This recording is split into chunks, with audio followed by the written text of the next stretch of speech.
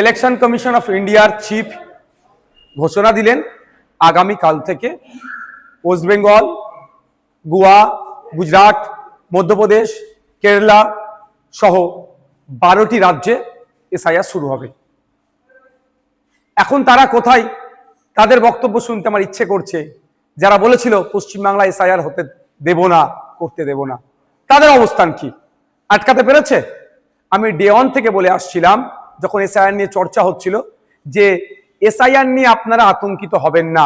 আজকেও বলছি, এসআইআর নিয়ে আতঙ্কিত হবেন না। আপনাদের ডকুমেন্টস আপনারা রেডি করুন। ইলেকশন কমিশন অফ ইন্ডিয়া তার ওয়েস্ট বেঙ্গল সাইড থেকে, ওয়েস্ট বেঙ্গল স্টেটের সিওর মাধ্যমে যে এসআইআর করাচ্ছে, কোনো বৈধ ভোটারের নাম বাদ পড়বে না। আমরা আশা করব প্রত্যেকটা নাগরিক যারা আছেন ভোটদানে, যারা 18 বছর ঊর্ধ্বে পূর্ণ স্বাধীনতা আছে সংবিধান প্রদত্ত, সেটা বহাল থাকবে। এখন প্রশ্ন হচ্ছে, যারা বলেছিল এসআইআর করতে দেব না, তাদের সরকার প্রায় 90,000 অফিসার ইসিআই কে দিচ্ছে দ্রুততার সাথে এসআইআর করার জন্য। এখন অফিসারগুলো এসআইআর করতে যাবে, বুথ ধরে যাবে।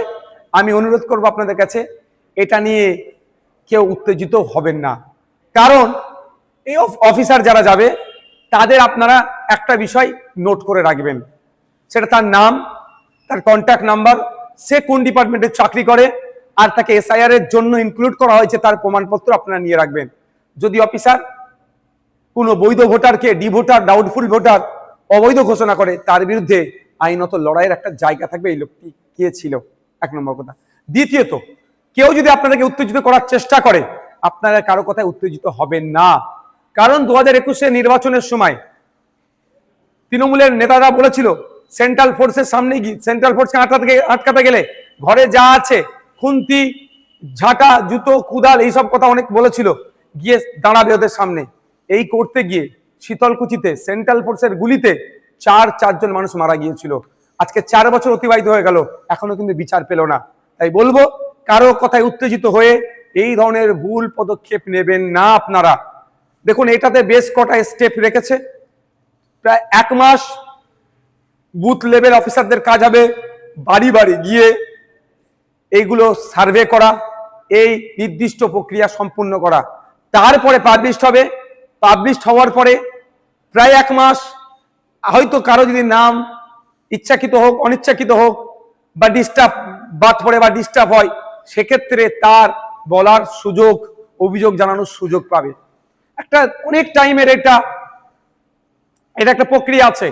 সুতরাং হুট কথায় কারো কথা শুনে উত্তেজিত হয়ে যাবেন না, কারো ফাঁদে পা দিয়ে ফেলবেন না।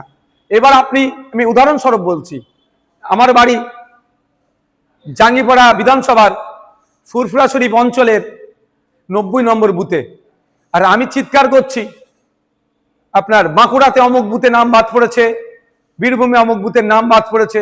তার আগে আমার প্রথম কাজ হবে আমার বুথটাতে সকল ভোটারদের নাম ঠিক আছে কি না নাই, সেটাও তাহলে আমি একটু দেখে নেওয়া। যেহেতু আমি সমালোচনা করছি, এটা নিয়ে সোচ্চার হচ্ছি, আমাদের বুথের রাম কাকা, রহিম চাচা, ফতেমা মা বা সীতা মায়ের নাম ঠিকঠাক আছে কি বৈধ ভোটারগুলোর, সেইগুলো একটু আমরা দেখে নেব।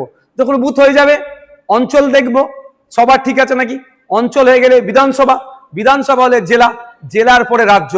সুতরাং আমার বলার এটাই বক্তব্য, কারো কথায় উত্তেজিত হবেন না। উত্তেজিত তারাই করতে চাইছে যারা রাজনৈতিক কারবারিরা। এই রাজনৈতিক কারবারিদের ফাঁদে পা দেবেন না। আর এসআইআর নিয়ে অযথা আতঙ্কিত হবেন না। আপনার কাছে যে ডকুমেন্টস আছে যথেষ্ট এসআইআর এ, অর্থাৎ নাম থাকার, অর্থাৎ বৈধ ভোটার হয়ে থাকার। তারপরেও বলে দিচ্ছি আপনাদের, আমরা ইন্ডিয়ান সেকুলার ফ্রন্টের পক্ষ থেকে হেল্প ডেস্ক আমরা করছি, যে এবং ভাঙড়ের জন্য স্পেশাল হেল্প ডেস্ক আমি করব। ওখানে যদি কারো কোনো রকম যোগাযোগ, কারো কোনো রকম কোয়ারিজ থাকে, আপনারা আমাদের সাথে যোগাযোগ করবেন। আমরা এক্সপার্টদের দিয়ে এই সমস্যার সমাধান করব।